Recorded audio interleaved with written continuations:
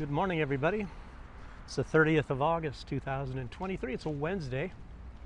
And as far as setting is concerned, this is a road out here, a busy road, and it's not that far. It leads out to the outer road that runs around Minsk. So I'm kind of at the southeastern part, near the edge of the city of Minsk, and just walking around in this area. See what's going on here.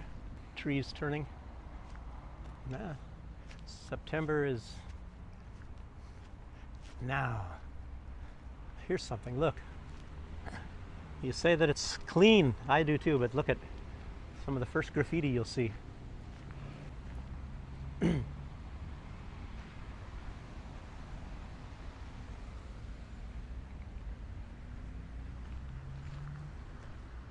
Apple trees over here. Actually, I've never been here, so been on that road before. Went to a forest out that way. Very nice. So just looking around, see what's going on here. Old houses, things like that. I should start off with saying there is apparently another coup d'etat. I guess it's just happening over the last days, even today, even just before I started this video. It's a military coup in Gabon, and that's a former French colony again. And they also have uranium, gas, and oil. Sounds familiar. And other minerals. And as you know, Mali is already getting their act together. You know, they overthrew that government from before, and now they are getting their independence, and they have gold and phosphate. Of course, Gabon also has phosphate, I believe. A lot of these places do. So these places can also have very good fertilizer, you know, but the main one is, of course, Morocco. They have a lot more phosphate reserves. And Belarus is potassium. So if you look, like I was telling you about fertilizers, these dogs don't like fertilizers. They make fertilizer, by the way, so I guess it's a competitive sort of a thing.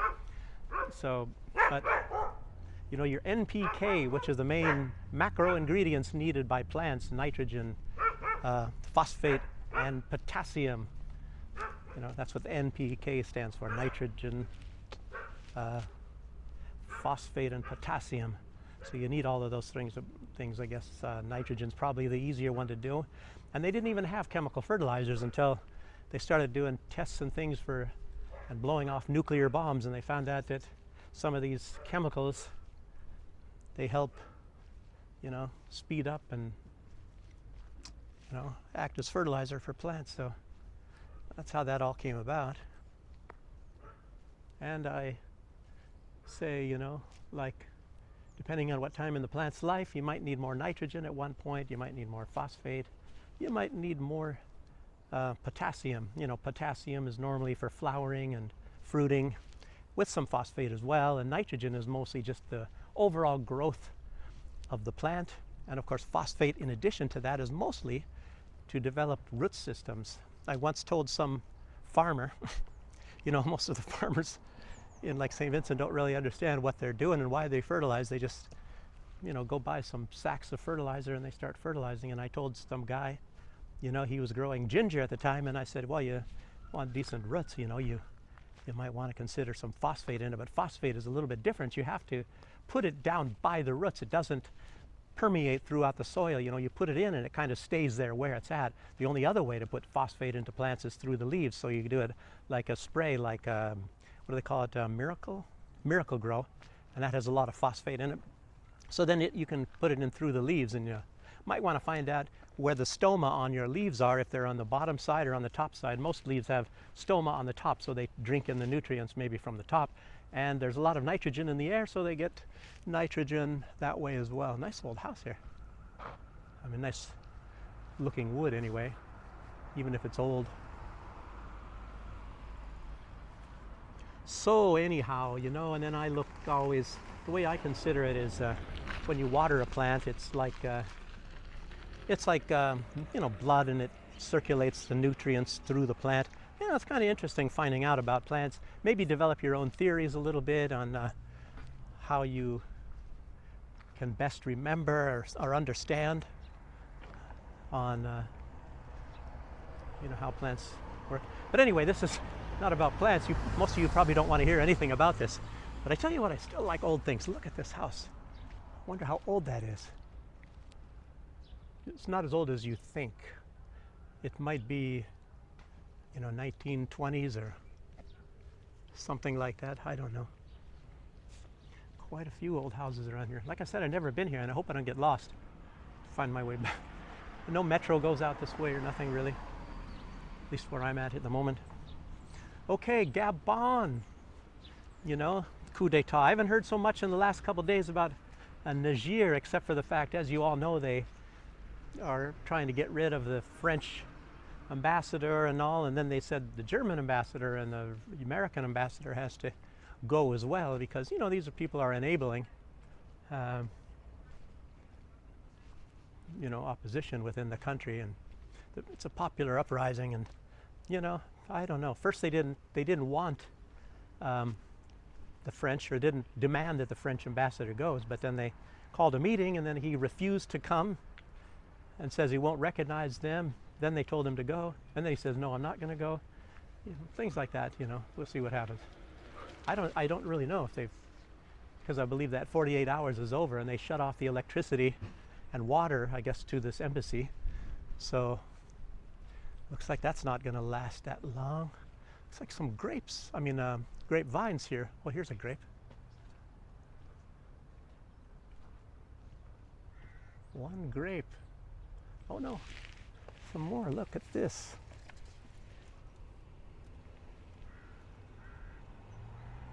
Hope you can see that.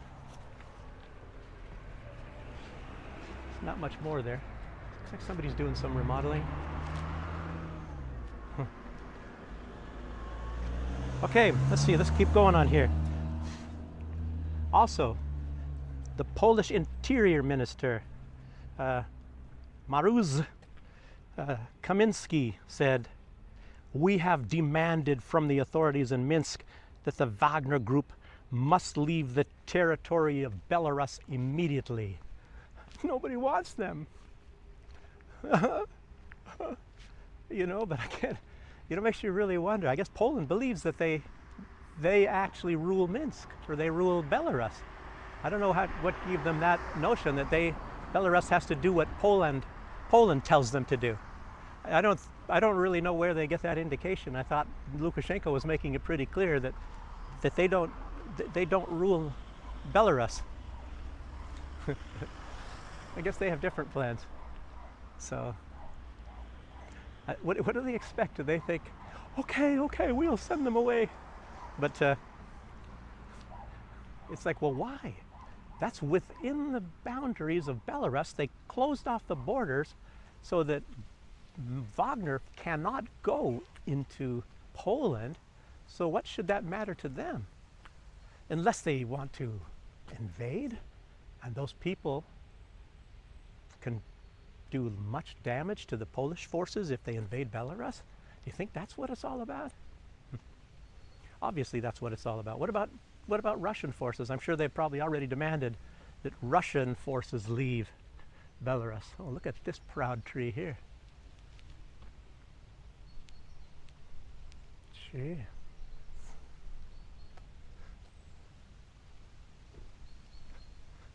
Looks like a school over there. A lot of schools in Belarus. I don't know, maybe not.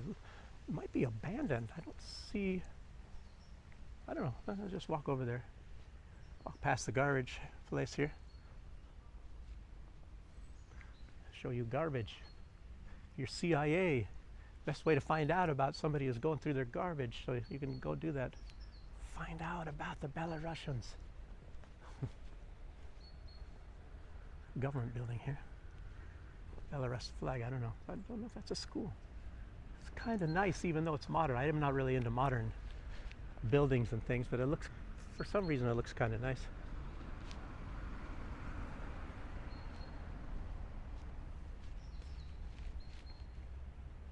That one is not quite so nice. Over here, that's the one I was walking to. I thought it was a school. It's not a school. This one has a big fence around it. I wonder what that is. Look at those huge windows. I'll tell you what, you can't play baseball around here. Just think if you break one of those big, huge windows. Huh. Just think if they're thermal insulated, how much that's going to cost you. Okay.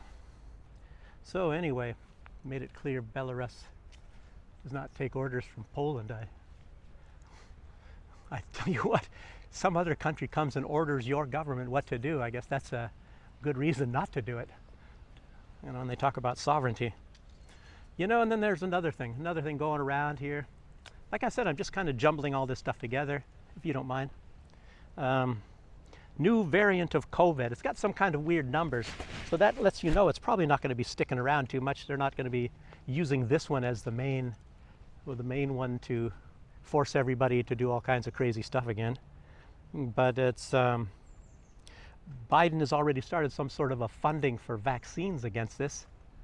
So, but they'll probably come out as a new sub-variant of this thing because it's got a number, because you got to give it some kind of name like Omicron or something. I guess the first COVID was, I don't know, can I say those things? I probably shouldn't say those names because, you know, my channel is massively suppressed anyway. I have to figure out, and I'm kind of doing it a little bit now and then, a little bit more creative ways to get people to even see any of my videos.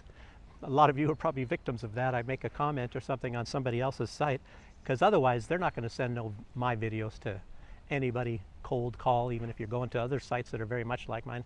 So that's how that works out. Very, very, very rare. Maybe I have to send it on certain days when most everybody is off, or I have to send it at the time of the night, like when it's 2 o'clock in the morning or something, and all the Google people, the main ones, are somewhere else. Maybe I have to find some sympathizer in Google that likes the messages that a lot of us vloggers put out. So, did I ever mention this? You see, it's kind of still some warm colors. It's about, right now it's about, I don't know, maybe 10:30 in the morning. But then again, it's Wednesday. And the odd thing is, like I'm telling you, government building here, looks like it's been built for at least a couple of years, even though nobody's mowed the grass in front here, but nobody is there. There's no cars out here. Look at this. This is very strange. Nobody in that, well, I don't know that, but might be in that's apartment building over here. I don't know. Wonder what this building is. It's actually kind of nice. It's quiet here. No cars, nothing. So anyway, get back to news. Yes, okay, talking about these this new variant or variants, whatever you want to call it, or what's going to be coming out. You're hearing about all these kind of things coming. You heard about this Legionnaires' disease, and I don't know if I mentioned that. It was like in that town by the border of Ukraine and Poland, and they had 113 cases. 7 people died, apparently. You know, all of them with comorbidities, supposedly. They had some other kind of problems, health problems, and then that's what, I don't know, but it's weird. Strangely enough, I saw some old movie from 1980 or 1981 last night, and it was with Lee Majors, if you remember who Lee Majors is, the $6 Million Man from those days. And it was kind of like a apocalyptic future sort of a deal, you know, when there's no gasoline anymore. And the thing, a lot of people were decimated by a variant of Legionnaires' disease, apparently. So that really got me when I saw that last night after hearing about this Legionnaires' disease in Poland. But I don't think it's any prophetic sort of information from that movie. I'm just saying it's a coincidence at all. So anyway, and the CDC, they're saying, talking about this new COVID again, they're saying that you are more susceptible to getting this new COVID if you've been vaccinated. So a lot of people are saying, aha, so that was the whole purpose in the first place. I don't think so. This is from Redacted. I saw that on a video from Redacted. So they put out quite a few videos, but you can find that yourself. It was just recently, the last couple days or so. So, you know, interesting. At least they try to keep up on all this stuff. And I can almost bet you that's probably why they are located in Portugal and not the United States. Clayton and Natalie Morris is probably why they moved there. Main reason is because of, this shot in the arm sort of stuff. And that's the one main reason why I got here, and that's a lot of people are in Belarus and maybe even Russia, I don't know. Because Belarus is against putting these masks on, and of course there's now this new information that says, I don't know if I can say that, I can't say that. Well, anyway, apparently, how do I say this? Now I got myself in a trap. I don't want to be deleted again, and I can't get deleted until like the end of September or after September, otherwise I'm going to be permanently gone. But you just might want to look into how safe masks are. That's all I should say. That's all I want to say. And also, there's been a lot of talk lately also about the, these foreign countries that are training Ukrainians, not just in like F-16s, but any sort of instruction. So, like Germany, they said they had some guy that was 71 years old show up, and I saw one report saying these guys are commanders, which would make sense, so what, this guy's not going to be some foot soldier at 71 years old. But then I saw other ones that said these guys have no experience. In other words, they're not commanders. So I don't understand. That's kind of ambiguous. Why would Ukraine send a 71-year-old guy? But I've seen some people in their 70s, very, very good shape, and yeah, like I've seen people that were 70. Matter of fact, I knew a guy. No, he was 81. But anyway, I've seen people in their 70s, and I've seen people in their late 70s, which looked much better than the people in their early 70s or even late 60s. So, like in decent shape, they could go run a couple miles, things like that. So I don't know. I don't know what this guy looked like who was 71 years old. But also, a lot of them are complaining, these European countries, especially in the UK, that a lot of these soldiers, and you can imagine that some of them are older because of what they were saying. They said that these soldiers have had training from the Soviets. Let's see that. Я не говорю по-русски.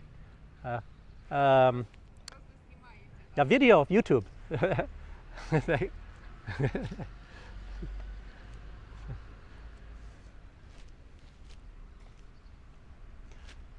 Obviously, I hope she didn't call the police. They see somebody walking around.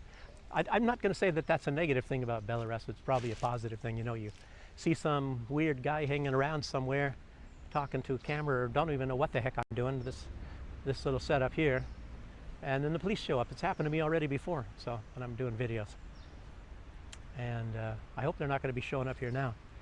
Maybe she's watching to make sure I'm here before the police get here. So maybe I should try to record that if they do, just for you guys. What else? Okay, where was I at here? I'll stay put here. Maybe they'll come with SWAT teams or something. I doubt it. Yes, but anyway, they're complaining that a lot of these soldiers that they're getting sent are saying, we already know all this stuff. They're shrugging off this training that they're getting from these NATO military people, and they're complaining about that. They are complaining, these Western countries, NATO countries, they're complaining that the Ukrainians are complaining about that. But I'll tell you what, when you see what is the NATO tactics brought for Ukraine now, at the very beginning, these people were very highly trained for quite a long time in NATO tactics.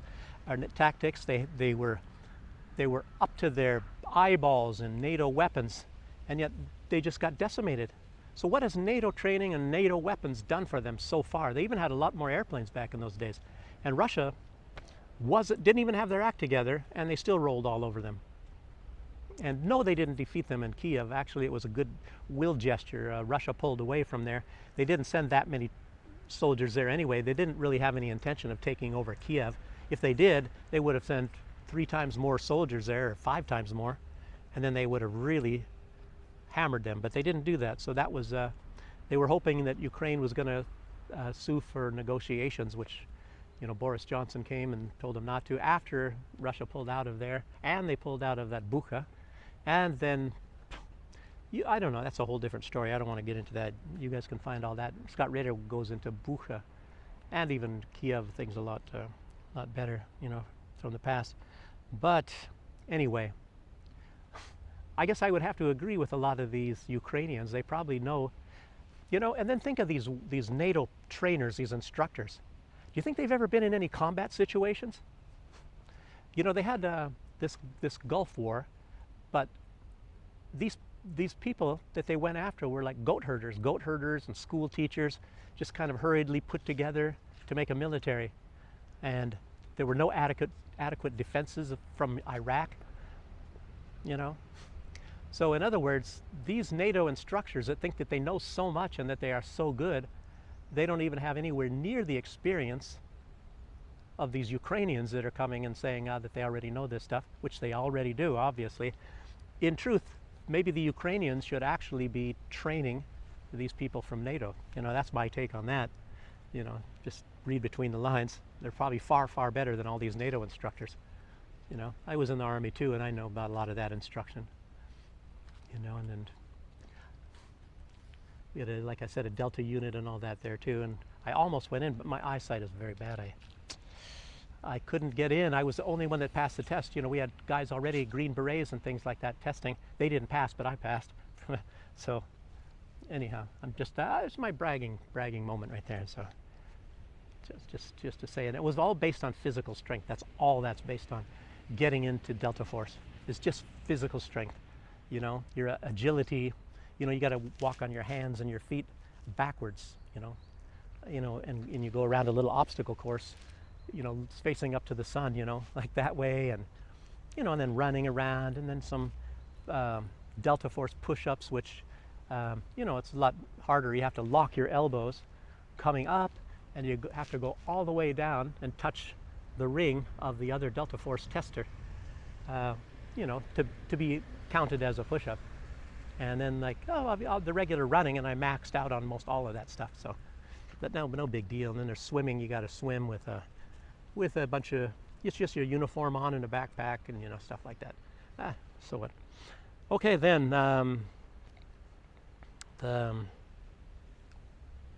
yeah. So actually, the Soviet training and the Soviet experience is far better than what NATO is. And if you even look at, I think it was even this General Cavoli, so many generals have said if they ever had to go up against the Soviets, or not the Soviets, the Russian army, they would lose. So, and in all simulations, computer simulations, the United States, NATO always loses. So, I think these Ukrainians know a lot more, and they're a lot better. But what is the point of all of this stuff, you know, and putting out this thing? I can't remember if it was the Telegraph or whatever that was putting out all this.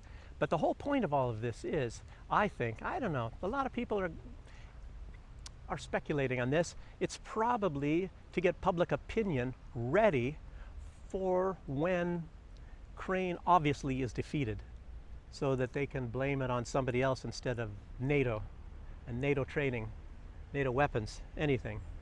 So it's just to blame it. Find, you know, a scapegoat, just a scapegoat sort of a deal here. And the British, you know, you hear about how terrible they are, their military. And then they talk about translators. Oh, well, you can't, I mean, they're just looking for excuses. It's just looking for excuses.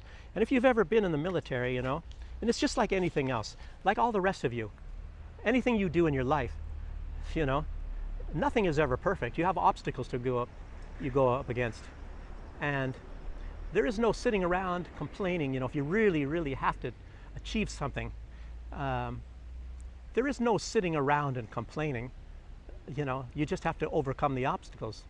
You know, there may be one point in time where you sit back and you say, hey, is this really worth it? Do I really want to go to all this length? And do I have at least the minimum of what it takes to be successful in doing something? And if you can answer those questions and you really want something, you know, you go for it. And right now, with all of NATO making all these excuses and translators and all of this sort of stuff, it's they don't have any commitment. And a lot of people are saying they're eventually, very soon, probably going to be backing out of this deal. And then, of course, blame Ukraine. So that's very, very possible. You got to work with what you've got, you know. And you see people sometimes that are handicapped in jobs that take, you know, physical ability, and yet they're handicapped, and yet they do very well. So you have to just overcome the obstacles. So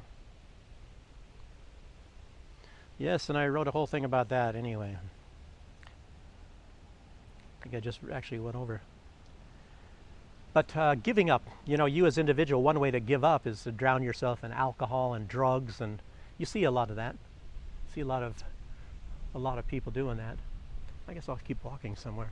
Police aren't coming. I was hoping I could talk to the policeman, but walk back this way. But as you know, Ukraine is going to lose, and the only chance they have is to get NATO involved. And that's the only reason why they're hanging on. You know, how can you deny the fact that they don't know the truth, that they're actually losing? They're losing their ass on this one. And you think they're not seeing this? Oh, we're winning this little area here. Even though Russia still has the entire area what they originally took.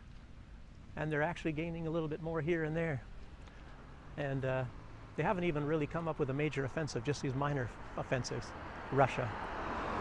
No sidewalk on this side, unless I walk in front of that building over there.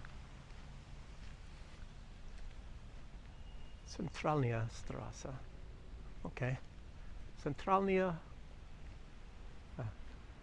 I'm not good with numbers. 45. 45. So, I don't know. You know, the big conclusion you can draw from all of this is that this this little operation, this provocation that the United States made against Russia is about the stupidest thing you could ever think of. What is that? Some kind of a housing thing. Let me see. Gravel and stuff. It's nothing interesting for me. Yeah, it's about the stupidest thing you've ever seen, and now they're sitting there wondering how they're going to get out of this to make themselves look victorious. It's like some old Soviet sort of a sign here. Riba, fish. There's no fish around here.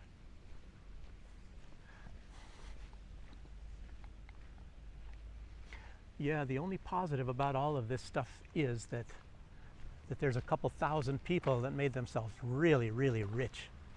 Very, very filthy rich. I'm not talking about just Zelensky and the Bidens. You know, Biden, of course, has been capitalizing on Ukraine for maybe a couple decades. You know, and then all of the people that are connected with them. And then there's, you know, a lot of the little people, the people grab a hold of their shirt tails that also are making very well on that.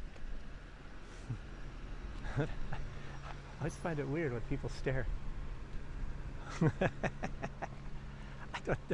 I do look. I look at people, but I don't stare. Salon. I don't know what this is.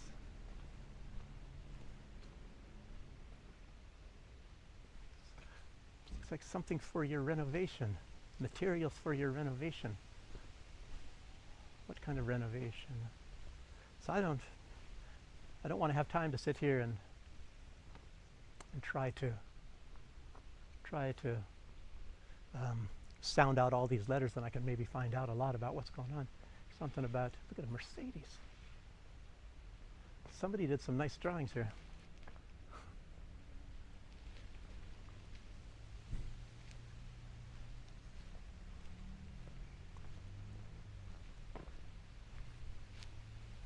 Get that hammer going.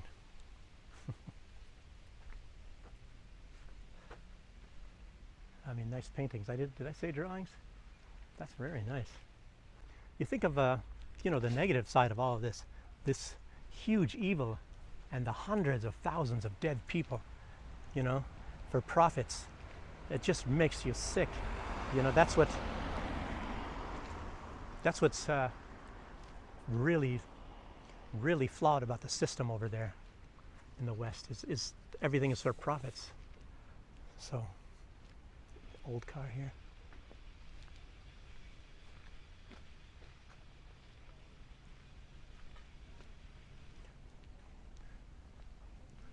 Soviet style building over there too. Well, all this stuff is interesting. I'll head back. Wonder what this is. Something to do with, a lot of things to do with cars here apparently. So, like I said, a lot of this is to me really just, I don't know, even Zelensky, you know, that he can send so many people to their deaths and then talk about, you know, anything for Ukraine when he's basically killing Ukraine, destroying the, you know, everything everybody's built, and he just keeps on doing it, wants more weapons, looking for more people, drag them off the streets, bigger mobilizations, you know. And then you talk about Poland. You know, if they're going to get anybody to go in, it looks like everybody's thinking Poland's going to be the first one to come in. And Poland, of course, wants that western part of Ukraine, because it looks like it's going to be way too difficult for them to take the western part of Belarus, which no vloggers ever talk about, which is very strange. I guess they're not really familiar with the real, what really goes on. I guess maybe it's because I'm in Belarus is why I know about this stuff. You know, that they want that western part of Belarus, and they're trying to do it in various stealthy ways. Like I said, they were handing out free passports to all Belarusian people on the western side of Belarus over there, you know, hoping that when they can get enough people, they can say, well, they're all Polish anyway. And then, you know, building up a military and sticking it on the border there, which is, everybody knows about that one, because, you know, it's kind of hard to hide a huge buildup of a military on a border, you know, over a long period of time. Now all the borders closed off. Poland just, what was it, yesterday, the day before, anyway, the last few days, they shut off another place or two on the border. So it doesn't really look like you can actually, it's almost to where you cannot get out of Belarus. This is, like I said in one of my other videos, this is the beginning of like an Iron Curtain again. So Belarus is essentially now almost shut off. And my take on that is that what's going to happen is, I don't know, I kind of suspect, you know, and then there's the security, the top security chiefs below Medvedev, like deputy and all that, they talk non-stop about what's going on in these laboratories, which I can't talk about because I get deleted for that. I might get deleted permanently, so I can't really go into all of that. But, you know, some of the findings that they have, and they have evidence, and you know, even the United States has admitted a lot of this stuff, and you can really look, but when you look, you get more and more shocked on what might be coming down in the future. And when they have the borders shut off, I sort of fear, you know, when less people can travel, or none, very, very rare, makes you really wonder where they're going to have the first outbreak.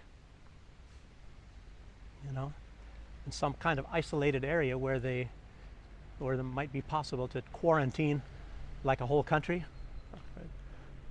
if possible, or two countries. Guess what? Guess which ones they're going to be, especially after they're able to shut the borders down. So that's only a theory, so. But, you know, you talk about this sort of thing, and it's anything that goes on, you know. It's like you say, oh, that's ridiculous. You know, then it becomes like gaslighting. You know what that is, you know. It's more like saying, oh, what you talk about is ridiculous. You're being silly.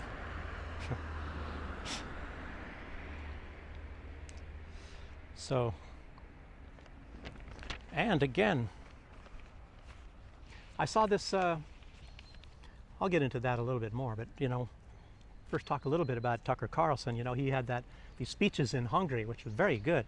And he was, talking also about this woke left, bunch of crazy, and he says, like the collective West, he says the leaders are insane. He said they are literally insane, which I have to agree with him, because I don't even know where they come up with this stuff.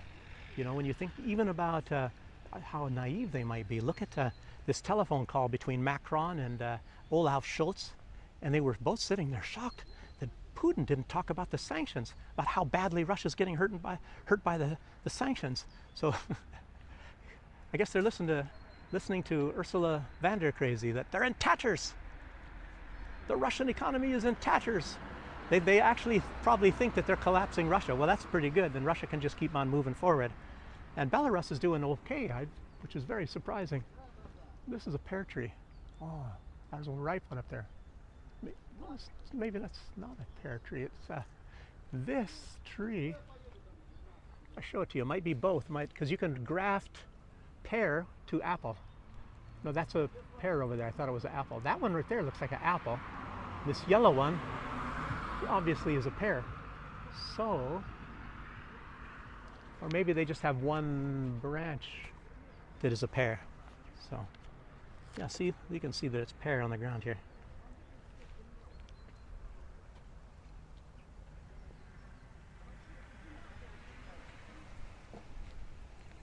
And look, this one looks like an apple.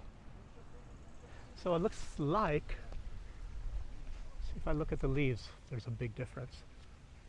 I'm not so familiar with these types of fruits, except for eating them after buying them in the grocery store. Actually, my parents had I don't think they had a pear tree, we had apple trees. But anyhow, some other guy gonna be staring at me now. I don't know. Don't people have something better to do? Or at least he turned looking in the other direction. But anyway, I think he said, talking about how that the USA is the most beautiful, and it's very clear, and everybody knows the most beautiful country in the world. But I don't know. I guess it depends on what you find beautiful. Maybe some people will look at man-made things like buildings, architecture. Maybe they'll look at natural things. Some people would say Russia is the most beautiful country in the world. So much of it is not discovered, undiscovered in mountain ranges and things like that in the south and in the east. So everybody says their country is the most beautiful. I don't know. So I'm not going to fault him on that. I suppose he can believe what he wants. Belarus is a very challenged country, mostly flat, and Belarus is a good country based on what the people make it. The leadership and the people, and that's another thing that Tucker was talking about. He said leadership matters. I think he said that like 3 times right after each other. Leadership matters, and it really does. So, and leadership here is great. Oh, this is, I guess this is what you would call Hagebutte in German. I'm guessing. I had just seen pictures of these berries. So I don't know what it is in English. I just seen pictures of that in Germany. I believe that's Hagebutte. I don't know. Sounds African, doesn't it? Well, it's not. So anyway, Tucker Carlson was also mostly talking about, I guess, what the bigger news here in Russia is he's talking about that NATO should be dissolved, and it's going to dissolve itself because he doesn't see how it could survive when the United States blew up, the biggest industrial espionage in world history, when they blew up the pipelines. And of course, it's the biggest letting out of greenhouse gases in world history as well, and yet the climate people are all silent about that, and nobody says anything. No big protests about that. And then they did something, I guess you call it, You know, I was mentioning like gaslighting a little bit, which it's kind of, everybody does this gaslighting. I don't even think it's worth talking about it so much, even though everybody talks about gaslighting, but they don't talk about some of these other propaganda techniques, you know, with what is being used against everybody. And this other one, there's one called muddying the waters. And you know, they talked about, Seymour Hersh came up with a, you know, a very, very probable scenario about what happened, because he said he had witnesses, and then there's evidence apparently, you know, that the U.S. did do this, and everybody would think, well, you know, they have the motive and everything else, and they have the ability to do so. And then Olaf Scholz rushed over there to the United States maybe like a week or so later, when the narrative was not going the right way, because they were hoping to say that Russia blew up their own pipeline, and people weren't buying that, and Seymour Hersh surprised them and came out with a different scenario. So in the meantime, I guess Germany, they came up with a different one, because I'll tell you what, Olaf Scholz, like I said, he's compromised, and everybody saw that time when Joe Biden is standing in a podium right next to Olaf Scholz, and Joe Biden says, we're going to stop the Nord Stream 2. Oh, believe me, we'll stop it. And Olaf Scholz had nothing to say about that. So he's obviously at least complicit in that. So, because he, you know, and who was it? Oh gosh, Oscar Lafontaine. He was once a candidate for the SPD, running for the chancellor against Helmut Kohl back in the 1980s, and he came out. He's now his wife, I believe, is oh, now I forgot her name too. But anyway, she's one of the leaders of the Die Linke. You know, it's like, you know, the left party, and he was saying that old Joe Biden sitting there like a scolded schoolboy, you know. I mean, Olaf Scholz, you know, like a cat with its tail between its legs, you know, it didn't have anything to say. When Joe Biden said they're going to just basically stop the pipeline, which he meant destroy. So anyway, that's a little bit of background information. Now, where was I at here? It was about, yeah, the deindustrialization of Germany, but Scholz, like a week or two after Seymour Hersh broke his story, he ran over there and said, we found out, obviously, what, in my theory, they said, okay, yeah, we found an alternate story. So what we'll say is these 5 people on some little boat went out there, like Alex Cristoforo says, the SS Minnow with Gilligan and the skipper and all that, and then they go out there, one woman and 4 or 5 guys or something like that, and they blew up the pipeline, you know? Hello. So anyway, they blew up the pipeline, and I wonder if this is a kids' school to learn English. School number 5, Schule Piat. I should walk in there. I guess I'm allowed to. I don't want people to think I'm some weirdo going in schoolyards, though. Kids. In the United States, everybody would immediately know what's going on there. They think, oh, looks like a caretaker. He probably is going to kick me out. So I'm not a kid. Maybe if I compliment him on his gardening work, I'll be okay here.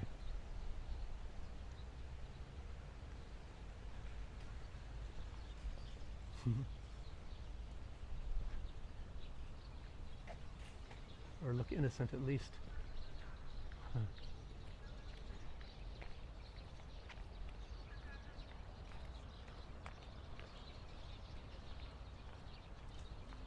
Looks like a caretaker guy.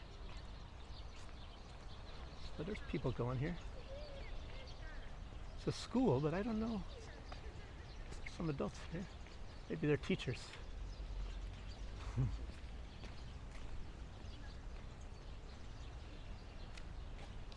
Another adventure. I wonder if it's something to do with agriculture. If you see the grain, it's an old Soviet thing up here with a sickle. Well, let's see if I can get close enough to where you can see it. And what's on the other side here?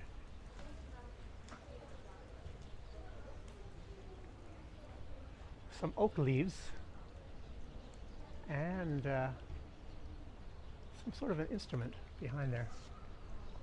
I don't know. Don't think I want to go inside here. Okay, let's keep on going with what I'm doing here? All these adventures here. It looks like it's handicapped friendly. Apparently. Okay, anyway, the sabotage of the Nord Stream pipelines. So, yeah. Anyway, that's what Tucker was getting at. He was just saying how, and then Germany just doesn't say anything, and nobody really cares. So everybody knows, even the US says Russia didn't do it, because that was just too ridiculous, and I think they realized, oh, this is too ridiculous, we can't pull this one off. So then they decided that they're going to go with the SS Minnow, you know, the lady and a couple guys out there, and they blew up the pipeline. Jeez. You know, I wonder where they put all those explosives on that boat. They had to have their diving equipment as well, and I don't even know how long they were out there for. It's not going to be something that you do in 15 minutes. So they'd have to be out at least an overnight, so they have to have provisions, food, all that sort of stuff. Anyway, it's just also implausible, and for other reasons as well. Obviously, Olaf Scholz, he rushed over there to draw attention, and they started up this news story. I think they put it in Der Spiegel, I'm not too sure what magazine. It was just to draw attention away from Seymour Hersh, who's probably somewhat accurate. And this is all, like I said, what this technique is called when you start to come up with some different scenarios. They call that muddying the waters. So it's so like looking into a pond, you can't see the bottom no matter what. You know, and in the case of this propaganda, unless something really earth-shattering comes out, you'll never see the bottom. So it's just muddying the waters, and you can't see clearly through it. So you don't know what's going on. And that's what they did with the JFK thing. And I'll tell you what, when you start looking into some of these other things that happened in the JFK assassination, you know, you cannot believe, I'll tell you what, the efforts they went to.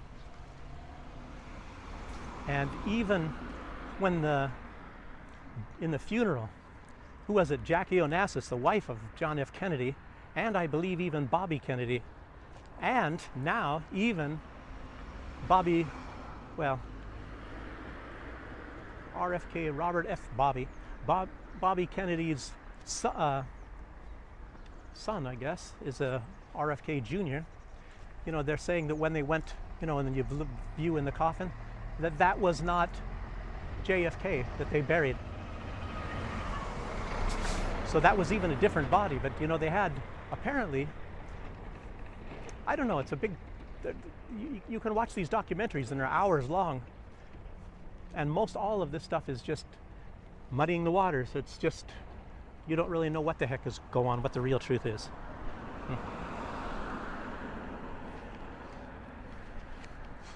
So I guess it depends on who you are and which story you're running with, that Ukraine did it, you know. And if Ukraine did it, then why is Germany still sending all these weapons to Ukraine? If Ukraine is responsible for deindustrializing Germany, so why are they still sending all these weapons and money to Ukraine? That doesn't make any sense, now does it? And Peskov, he just came out recently and said the very obvious. I shouldn't even be commenting on this. It's something I really wouldn't normally, because he said that, put the camera over here because of the light, he said that Ukraine seeks to draw the West into this conflict. Oh, really? You know, seeks to draw in Ukraine more and more. I mean, draw the West into the conflict more and more. Oh, that's very obvious now, isn't it? So that's been like that way from the very beginning. And I don't know. Like I said, it's not really that much to comment on. Let's see what I had written here.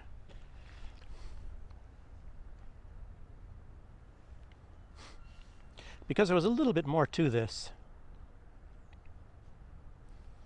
Yeah, and besides all this rhetoric, especially when you hear it from Podolyak, saying that they're going to be in Crimea and all this. Oh gosh, you know. I mean, I'll tell you what. Why do we even listen to these people? I mean, it's only entertaining. It's Podolyak and Danilov. These people are just coming up with fantasies. They're just living in some, I don't know. I really don't know. It makes me think they really do know, but I don't know why they come up with this propaganda, make everybody think that Ukraine is winning. Tucker Carlson, he also said that. He said that when you go around the United States, virtually everybody he talks to says Ukraine is winning. and I know the UK is like that too, because like I said, I used to have friends in the UK. They're not my friends anymore because they are, for some odd reason, I think they're like Ukrainians. They turned, even if they live in the UK, they've never been to Ukraine. They're Ukrainian because they seem like they're in love with Ukraine. And if you say anything good about Russia, then of course you're an evil being. It's really incredible. I tell you, this sort of thing is what really, really boggles my mind. How we are controlled. It's just incredible. And I guess that's what Tucker Carlson's point was too. You know, how easy it is to fool everybody and to control people. I'm kind of walking towards this house. I was curious on what this house is here. So I'll see if I make it there. So anyway, Peskov, what else was he saying? I don't know, in my opinion, it's like they're just trying to at least get Poland involved. Poland seems to be wanting to get involved. You know, in spite of what some of the leadership says, they don't want a war with Russia. You could have fooled me, you know. They seem to indicate that they do. Why are they doing everything possible? Actually, I think they just wanted to build that military up so that they can come and take Belarus, but that didn't work too well, since there's now these tactical nukes there. So now they're going to probably have to settle with they also wanted that part. I don't know, very imperialistic country apparently. They just want the western part of Ukraine. So that is that. This is just probably some kind of a apartment building, I guess. You know, there's all kinds of little dirt roads you can go down. Maybe I should go down this dirt road. It looks interesting here. I'll do that. It's right near the main road over there. Look at this, more grapes. Or vines anyway.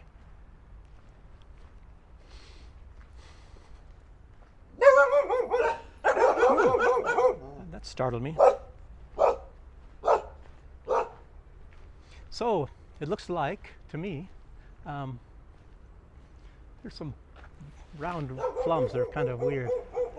You can see this.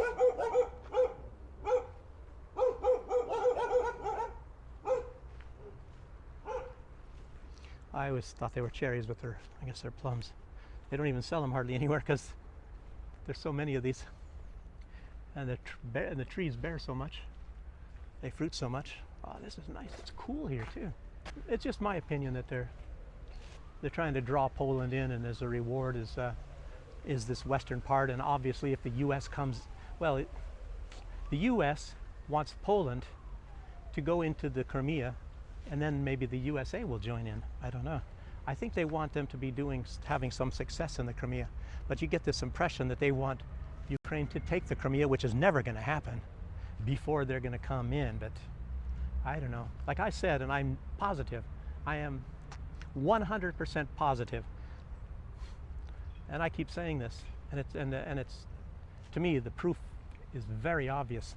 The USA wants the control of the Crimea. Of course, it will administratively still kind of belong to Ukraine, but in truth it will be controlled by the United States because they want the military bases there, and they've always had some kind of designs on at least kicking the Russia out, and now obviously, like I said many times, they want to put their own military base there.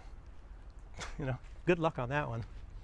I don't even know why they even are pursuing this sort of thing. I guess it's because they don't have that much to lose. Americans aren't dying, just like the Polish leader said. Precious lives of Americans aren't dying, so it's okay. It's first, the worthless ones are the Ukrainian lives, and almost useless are the Polish, and at the very end comes the Americans, which probably won't ever happen. I don't know. Yes. Also, as you know, it's been coming out like Joe Biden is heavily involved in the corruption of Hunter Biden. In other words, Joe was very corrupt himself. So, and he has these alias names like Robert Peters.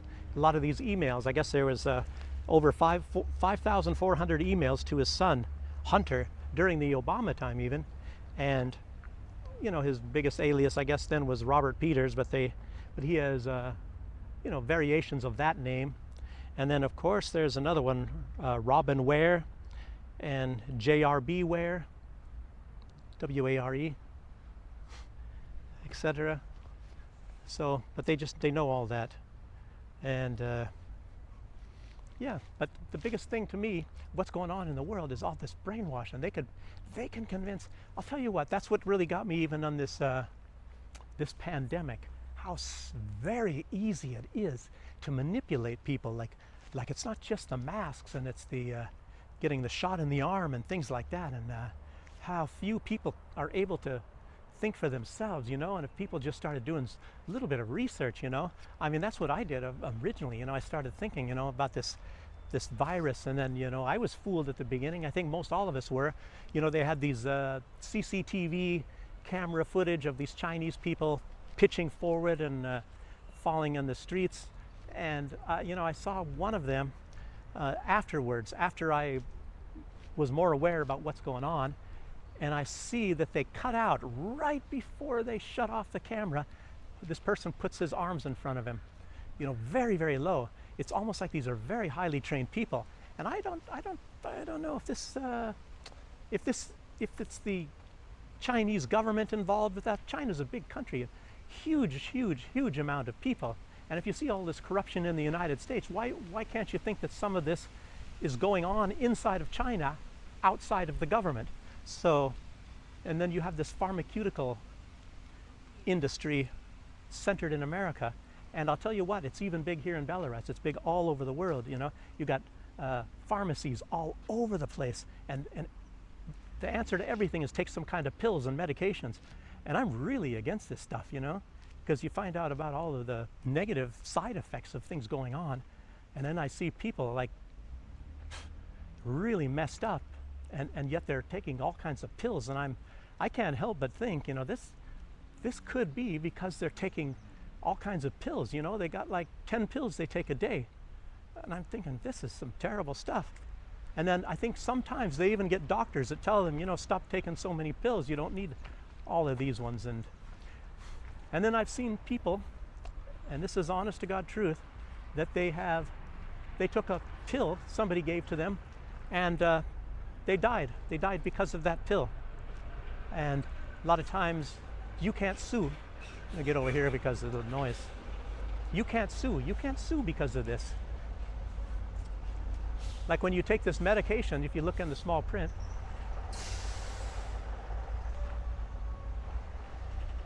oh, I guess he's stopping there. If you read the small print, you know, you're not allowed to sue anybody for any kind of ill effects such as death. So much for that. Okay, then what about Donald Trump? You know, more and stuff about Donald Trump. Looks like they're doing everything possible to make sure that Donald Trump is not going to run and can't run. I read something today, I can't remember what that was this morning. It was in some small news, but I was thinking that's kind of significant. And I don't know, we'll see who somebody else reports about this later on. I don't know what all this stuff about Trump. Boy, oh boy, oh boy. Anyway, I can't say anything specific, so I shouldn't even mention it.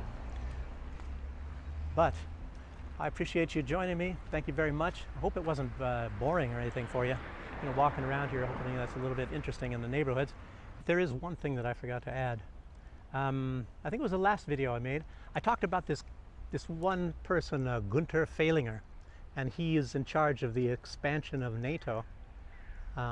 You know, at least the planning section of that. He's an economist, and I don't know if I emphasized enough that you should really look into this guy. You should Google him and then look at some of these maps that he has made about the expansion. You know, actually it's the balkanization of all these countries, the BRICS countries. This was like an attack on, I think he started off I think with some article at one point in time against Brazil, but he's against all these countries, as well as like Iran, countries that are not in BRICS yet. And it's part of, you know, these guys are also linked to a large extent, even if it's NATO, they're linked with CIA, and CIA has a lot of these plans for countries, and that's they have plans for every country. There's an invasion plan for every single country on Earth from the CIA, And then there's an information center that just talks about, you know, their society and how their economy is put together and how it runs and things like that. So that's what the CIA, you know, it's a lot of information gathering, giving information, and then of course obviously there's a sabotage part, and you know, and how they're going to invade if they have to invade, you know, like what it was like in Grenada. Some of the country data, which I've seen on some countries, is out of date when, you know, they're talking about things that were like maybe 1970s or something, and they act like it's today. Very old stuff. But maybe those are the smaller countries and they don't update that as often. And yeah, I've seen like certain operatives in countries as well, you know, and in some countries I've been to, but it's they don't send the best ones to those small countries that are insignificant, where they can't make a whole bunch of money, you know, and all that. But anyway, this Gunter Fehlinger, if you look at these maps, and you can tell a lot by looking at a map. A lot of people say that. So many, like Lukashenko in his last interview, he had a map sitting there and he was talking with an interviewing and always referring to this map. So a map can tell you a lot of things. And so anyway, this Gunter Fehlinger, he's got a lot of these maps drawn up, and it's mostly on how they're going to divide all these countries, how they're going to balkanize it. I think there's like at least 40 countries they're going to make out of, well, they want to make out of Russia. 40 separate countries, and there's a lot of countries they want to make out of India, and then Brazil, and they give them all these different names. You know, they even have the flags. They even chose the flags for these countries. You know, it's like they think they have so much control that they're going to dictate all these aspects. So on one side, it's actually very frightening when you think that these people have so much power and they can just do this, and then when you find out they are actively really seeking to do this, you know, that's the more concerning part. And of course now it's a big attack on the BRICS, because this guy, this Gunter Fehlinger, he looks like he's like frothing at the mouth, and I'm thinking he believes that maybe the BRICS are just an economic organization, they're not military, and NATO is a military organization, but obviously you can't have very much of a military organization if you don't have the economics to support it. So I think that that's what he's looking at as far as the BRICS being a formidable economic force, which would enable them to become a more powerful military force. But in one sense, it might just be true that Russia is the most powerful military on earth today, not the United States. The United States might have more weapons, and they certainly have maybe more soldiers. Russia is going to be gearing up. I think the United States has 1.3 million people in uniform, I believe. At least that's what I've heard. I don't know if that's really true, but Russia intends on having at least a 1 million man army. I think they're up to 750,000 by now. First I'll show you where I'm at.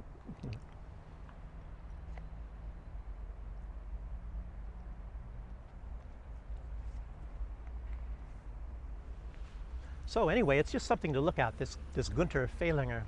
I think some of these people, you know, like they had that expression, loose lips sink ships, but this guy's really letting us know, and I'm surprised that they let this go out on the internet, you know, finding out all these pictures, you know, about all the diabolical plans of the masters of the universe.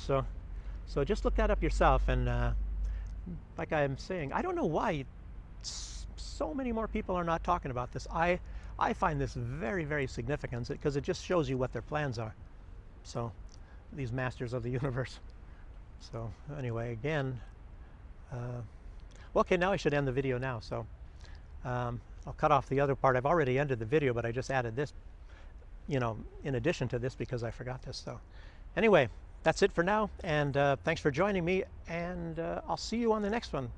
So, bye again.